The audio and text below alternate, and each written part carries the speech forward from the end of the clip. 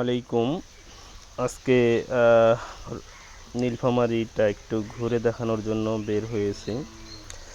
তবে গন্তব্য হচ্ছে আমরা নীলফামারী থেকে যাব জলঢাকার উদ্দেশ্যে রওনা দিয়েছি। আমরা এখান থেকে বের হচ্ছি কালীবাড়ি দিয়ে আলমদুবাবুর পুল হয়ে আমরা চলে যাব হচ্ছে ক্যানেল, যেটা হচ্ছে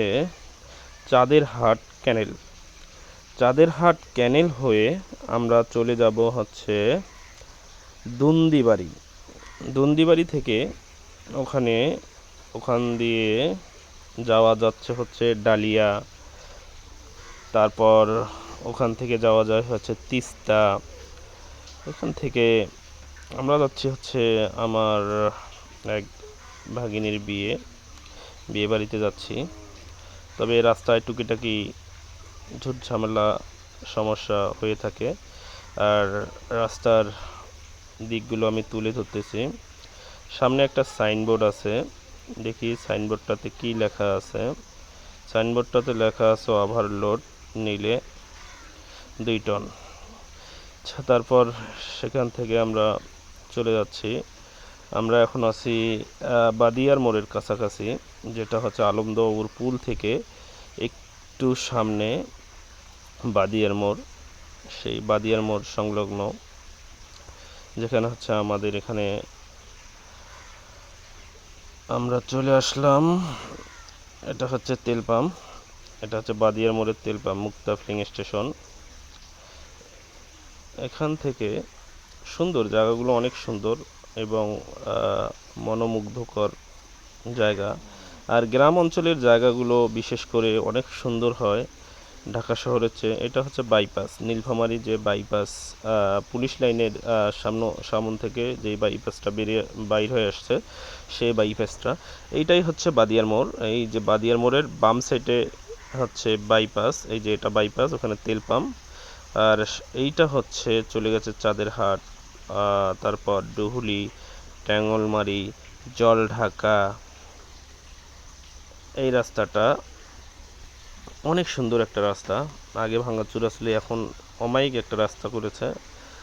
বর্তমান নীলফামারীর মধ্যে যতগুলো রাস্তা আছে কম বেশি সব এই যে জলঢাকা। আমরা জলঢাকা 20 কিলোমিটার, আমরা এখন 20 কিলোমিটার পথ পাড়ি দিতে যাচ্ছি। যাই হোক, রাস্তার কথা যেহেতু বলছিলাম, রাস্তাঘাটের অবস্থা আমাদের নীলফামারীতে খুবই ভালো। যারা চলাফেরা করে তারা জানে এত সুন্দর রাস্তার 2 সাইডের পরিবেশ এত সুন্দর, মনে হয় যে এখানেই থেকে যাই, ঢাকা আর না যাই। কিন্তু পেটের টানে ঢাকা অবশ্যই যেতে হবে। এই যে আমরা এখানে আসলাম, এটা হচ্ছে চাঁদেরহাট ক্যানেল। এই ক্যানেলটাও অনেক সুন্দর, সুইস গেট বলে এই ব্রিজগুলোকে। তবে চাঁদেরহাটের ক্যানেলের রাস্তাটাও কিন্তু খুবই সুন্দর এবং ভালো, কোনো দিক দিয়ে খারাপ নাই। জলঢাকা যদি মেন রোড ধরে আমরা যাই, আমাদেরকে 20 কিলোমিটার যেতে হবে।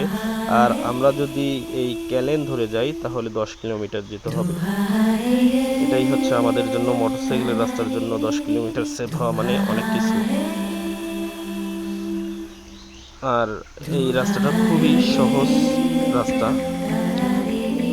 ক্যানেল ধরে গেলে আমরা এক টানে চলে যেতে পারবো দুন্দিবাড়ি থেকে ওই পাশে হচ্ছে 2 কিলোমিটার, 2-2.5 কিলোমিটার হবে জলঢাকা। সেক্ষেত্রে 10 আর 2 12 থেকে 13 কিলোমিটার, 20 কিলোমিটারের জায়গায় 13 কিলোমিটার, অর্থাৎ 7 কিলোমিটার কম।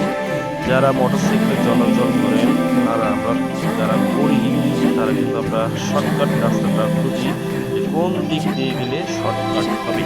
তবে দেখেন, রাস্তার পরিবেশ এবং ক্যানেলের পানি আর আসলেই সুন্দর, গ্রামের দৃশ্যগুলো অসাধারণ হয়। আসলে আমরা বিশেষ করে আজকে যাচ্ছি হচ্ছে আমার